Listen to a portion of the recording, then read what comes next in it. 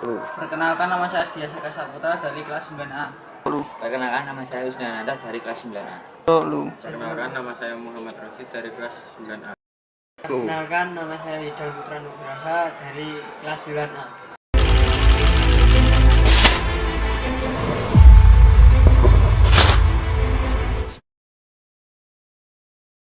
Indonesia adalah negara hukum yang mengedepankan nilai Pancasila, menekankan pemerintahan berdasarkan hukum. Namun, tantangan utama terkait dengan hal ini adalah penegakan hukum yang adil dan berkeadilan.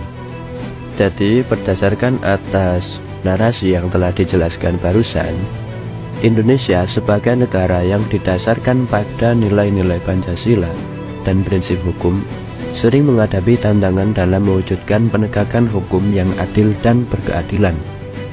Salah satu masalah utamanya yang sering terjadi adalah ketidaksesuaian antara prinsip-prinsip yang dianut dan praktik di lapangan. Contoh, kasus korupsi seringkali tidak ditangani dengan tuntas dan adil. Beberapa pelaku korupsi bisa lolos dari hukuman atau bahkan mendapatkan hukuman yang tidak sebanding dengan kejahatannya. Begitu juga dengan masalah kekerasan terhadap perempuan dan anak-anak kecil atau anak-anak. Meskipun sudah ada undang-undang yang melindungi mereka, para perempuan dan anak, seringkali kasus-kasus kekerasan ini tidak ditangani dengan cepat atau dengan tepat. Beberapa isu mencakup ketidakadilan dalam penanganan kasus korupsi, kekerasan terhadap perempuan dan anak, serta pelanggaran hak asasi manusia yang seringkali tidak mendapat penyelesaian tuntas. Hal ini menunjukkan ketidaksesuaian penegakan hukum dengan nilai-nilai Pancasila. Hal ini menunjukkan adanya kesenjangan antara idealisme Pancasila yang menekankan keadilan dengan praktik menegakkan hukum di lapangan. Untuk mengatasi hal ini, perlu upaya serius dalam meningkatkan kualitas aparat penegak hukum, termasuk polisi, jaksa, dan hakim.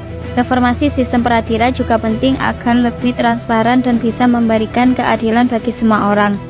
Selain itu, isu-isu seperti perlindungan hak asasi manusia, kesetaraan gender, pemberdayaan masyarakat, dan pembangunan berkelanjutan juga menjadi tantangan besar. Misalnya, perlindungan terhadap hak-hak minoritas seringkali masih kurang, atau kesenjangan antara laki-laki dan perempuan dalam kesempatan dan akses terhadap pendidikan atau pekerjaan masih ada. Upaya perbaikan melibatkan peningkatan kualitas aparat hukum, reformasi sistem peradilan untuk lebih adil dan transparan, serta peningkatan kesadaran masyarakat akan pentingnya penegakan hukum. Berdasarkan penjelasan barusan, dapat disimpulkan bahwa untuk mengatasi hal ini diperlukan komitmen dari semua pihak, pemerintah, lembaga hukum, organisasi non-pemerintah, dan masyarakat secara keseluruhan. Pentingnya kesadaran masyarakat tentang hukum dan hak-hak mereka juga tidak bisa diabaikan. Selain itu, isu seperti perlindungan hak asasi manusia, kesetaraan gender, pemberdayaan masyarakat, dan pembangunan berkelanjutan juga menjadi tantangan. Untuk mengatasi hal ini diperlukan kerjasama dan komitmen dari seluruh elemen masyarakat Indonesia. Tujuannya adalah mewujudkan negara hukum yang sesuai dengan nilai-nilai Pancasila, memberikan perlindungan hak asasi manusia, dan mencapai keadilan sosial bagi seluruh rakyat Indonesia. Tujuan utamanya adalah menciptakan negara yang sesuai dengan nilai-nilai Pancasila, yang memberikan perlindungan hak asasi manusia. Assalamualaikum warahmatullahi wabarakatuh. Pelanggaran HAM adalah masalah yang serius.